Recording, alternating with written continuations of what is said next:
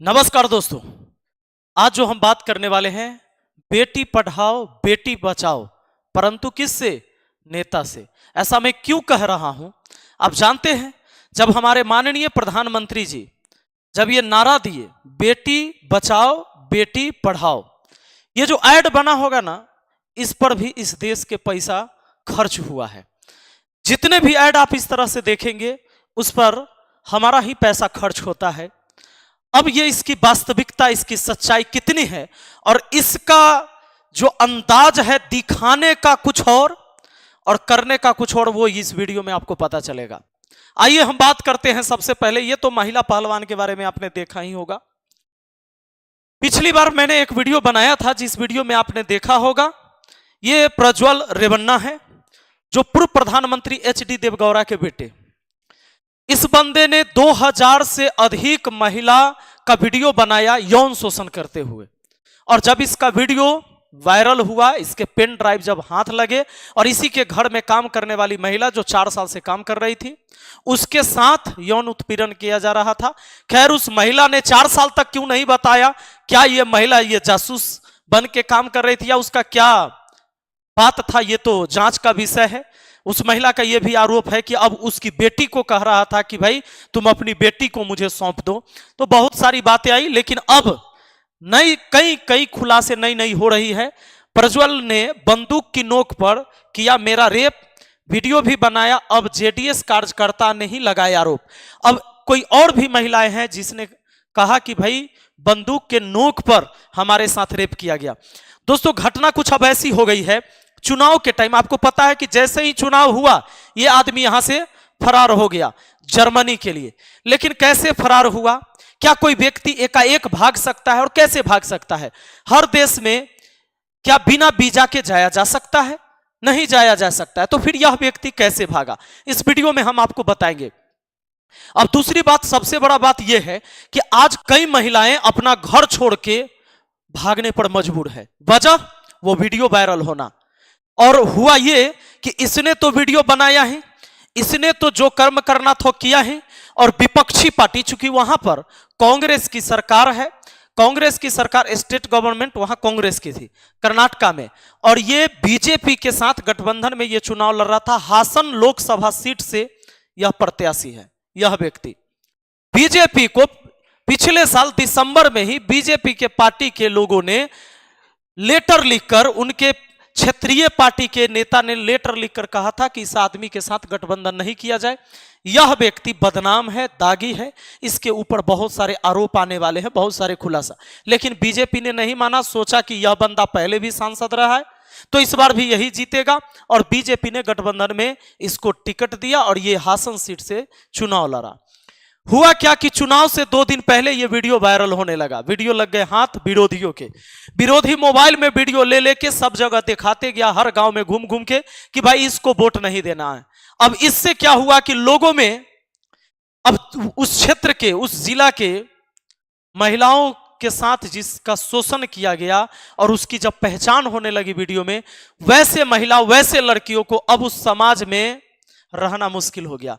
कितनों ने तो घर छोड़ के वहां से भाग गए और कितने अपने फैमिली के साथ भी वहां से निकल गए, सब कुछ छोड़ के। स्थिति यहां की ये है। दोस्तों, अब आप जान लीजिए कि ये प्रज्वल रेवन्ना कैसे भाग गया, जबकि इसका पिता का भी इसमें नाम है। इस केस में पिता अरेस्ट हो गए हैं। सीआईडी ने जब इस पर केस बनाया तो भाग कैसे गया, तो अब जान लीजिए कि पासपोर्ट जो है, 3 तरह के पासपोर्ट होते हैं अपने यहां। एक होता है टाइप पी पासपोर्ट। ये जो पासपोर्ट होता है, जो आम लोगों के लिए होता है, ये आम लोगों के पास होता है।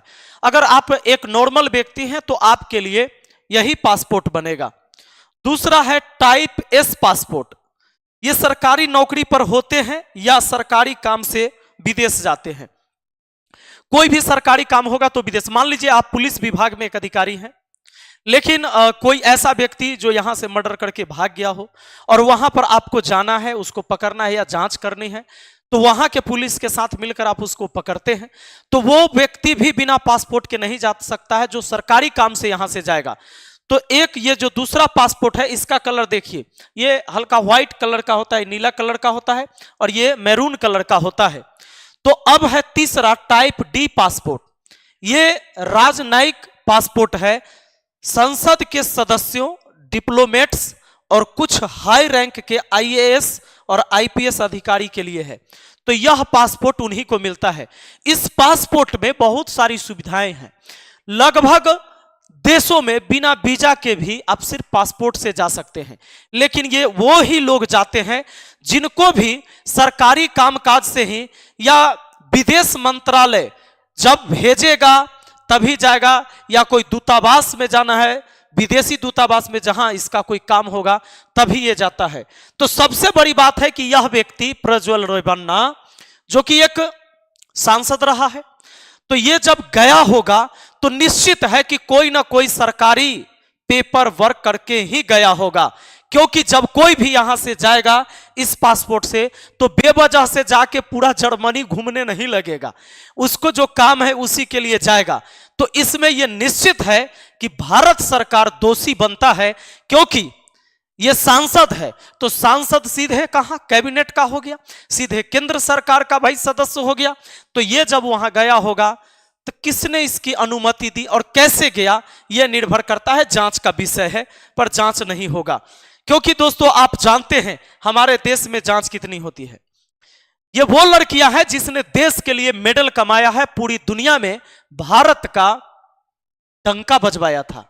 यह रेसलर, यह महिला पहलवान, यह वो पहलवान है जिसने भारत का सीना चौड़ा किया है। गर्व से आप सिर उठाकर कह सकते थे कि हमारे यहां की भी लड़कियां कम नहीं होती है।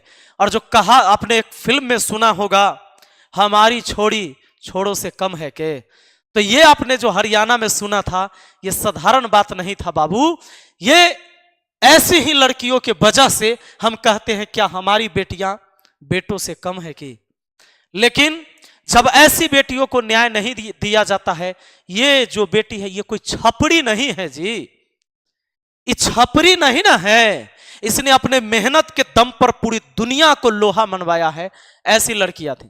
इसके ऊपर आरोप था कि भाई जो खेल विभाग में जो नेता बने हैं बृजभूषण, जो इस कमेटी के मुख्य व्यक्ति हैं, उन्होंने लड़कियों को मौका देने पर कि हम आपको आगे बढ़ाएंगे, आपको मौका देंगे, तो यौन उत्पीड़न करने की कोशिश किया। उसके ऊपर एफआईआर कराया गया दिल्ली पुलिस ने एफआईआर लिखा है यौन उत्पीड़न का, उसके ऊपर पॉक्सो एक्ट लगा है।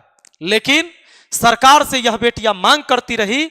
जब यह मेडल जीत के आती है तो देश के प्रधानमंत्री कहते हैं कि ये हमारी बहन है, हमारी बेटी है, आपने गर्व से मेरा सीना चौड़ा कर दिया।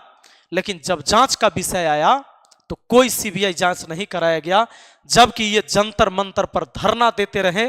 धरना देने का नतीजा ये हुआ कि इनके साथ इस तरह के बर्ताव किए गए, इनको घसीटा गया रोड पर, इनको पीटा गया।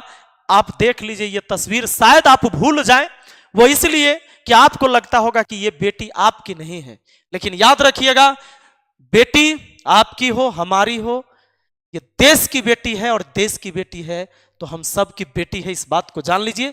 ऐसी बहन बेटी जो देश का नाम रोशन किया हो और उसके साथ इस तरह से अपने न्याय मांगने पर बदसलूकी किया गया था, शायद आप भूल गए होंगे। कुछ लोग मुझे कमेंट करके कहते हैं अच्छा एक बात बताइए, इस सारा बात आपको चुनाव में याद कहला आया है? तो रात के अनहरिया में तोरा हम जगाइए के क्या करते, सुबह हुआ है और समय से जगा रहे हैं, जग जाओ।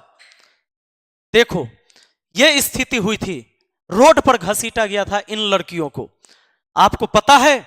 लेकिन फिर भी बेटी पढ़ाओ बेटी बचाओ का नारा हमारे माननीय प्रधानमंत्री जी देते रहे। और अब आपको हम बताते हैं कि जब बृजभूषण सिंह पर इतने आरोप लगे, इसकी कोई सीबीआई जांच नहीं हुई, जबकि जांच की मांग करते गया। और बृजभूषण सिंह एक कमेटी गठित हुई थी, वो नॉर्मल लेवल की पुलिस की कमेटी, और वो उन्होंने जांच में पाया कि भाई उसमें भी आरोप लगा था कि महिला को ये छाती पर और पेट पर हाथ रख के ये बताता था कि तुमको सांस कैसे लेना है, ये सांस लेना सिखाते थे बृजभूषण सिंह। जब इतना बवाल हुआ मोदी जी को पता तो चल ही गया, सारी बातें तो वही जान ही रहे थे, इसलिए तो सीबीआई जांच भी नहीं हुई। लेकिन अब इस बार लोकसभा टिकट कैसे बृजभूषण सिंह को दिया जाता, कैसे वो चुनाव लड़ते, क्योंकि मोदी जी को और हमारे मोटा भाई को पता चल गया था कि यह बंदा नहीं जीत पाएगा। तो अब क्या किया गया, सोच के देखो, उसके बेटा को टिकट दिया गया है। यह है बृजभूषण सिंह के बेटे करण सिंह।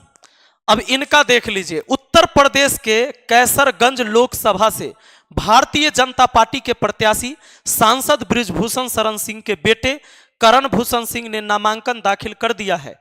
वही नामांकन के बाद सामने आए हलफनामे के अनुसार बीजेपी प्रत्याशी करण भूषण सिंह करोड़ों की संपत्ति के मालिक हैं। करण भूषण सिंह के पास 4,37,70,000 रुपए की चल और 43,71,00,000 रुपए की अचल संपत्ति है। और इनके और सारे हैं कि हथियारों के बहुत शौकीन है। अब जरा सोच के देखिए, जिस व्यक्ति के पास इतनी पावर हो, जिसके पास इतनी पॉलिटिकल पावर इतनी पावरफुल हो कि जिसके बाप के ऊपर आरोप लगे तो उसकी सीबीआई जांच नहीं की जा सके, जबकि मांग करने वाला कोई साधारण लड़की नहीं थी, वो लड़की थी जिसने पूरे दुनिया को लोहा मनवाया है। आप कहते हैं बेटी पढ़ाओ बेटी बचाओ, लेकिन आप लोग जरूर कमेंट करके बताइएगा कि बेटी पढ़ाओ बेटी बचाओ, ये बेटी बचाओ पर किस से। बहुत बहुत धन्यवाद, थैंक यू, जय हिंद, जय भारत।